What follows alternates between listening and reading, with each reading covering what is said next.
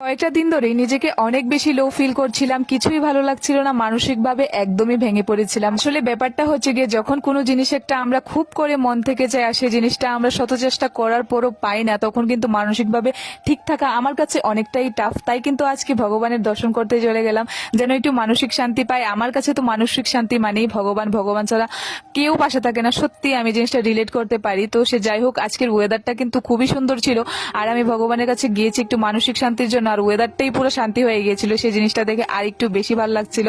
আর তার মধ্যে আমাদের দুজনে একটু কোয়ালিটি টাইম স্পেন্ড করাও হয়ে গেল, কারণ অনেকদিন ধরেই টাইম পাচ্ছিলাম না। তারপরে আর একটু বেশি ভালো লেগেছে, কারণ আজকে আমরা মন্দিরের প্রসাদ পেয়েছি, আর মন্দিরের প্রসাদ পেতে কার ভালো না লাগে বলো, আর ভাগ্যও মন্দিরের প্রসাদ পেতে। আর ওনাকে দেখো কি কিউট লাগছে, খুব খুব খুব কিউট লাগছে। তো চলো, এখন কিন্তু আমরা মন্দির থেকে বেরিয়ে এসেছি। মন্দির থেকে বেরিয়ে এখন খাবো দুটো আইসক্রিম, কারণ ওয়েদারটা তো একদম বৃষ্টি বৃষ্টি হবে ভাব ধরে আসছিল, কিন্তু বৃষ্টি হয়নি। তাই কিন্তু খুব গরম পড়েছে, এখন খুবই গরম লাগছিল। তাই সুন্দর একটা জায়গাতে বসে আমরা দুজনে মিলে আইসক্রিম খাচ্ছিলাম। আর এই জায়গাটা না এত সুন্দর, মানে হাওয়া আসছিল, কি আর বলবো, একদম শান্তি লাগছিল। খুব ভালো লেগেছে এই জায়গাটাতে এসে।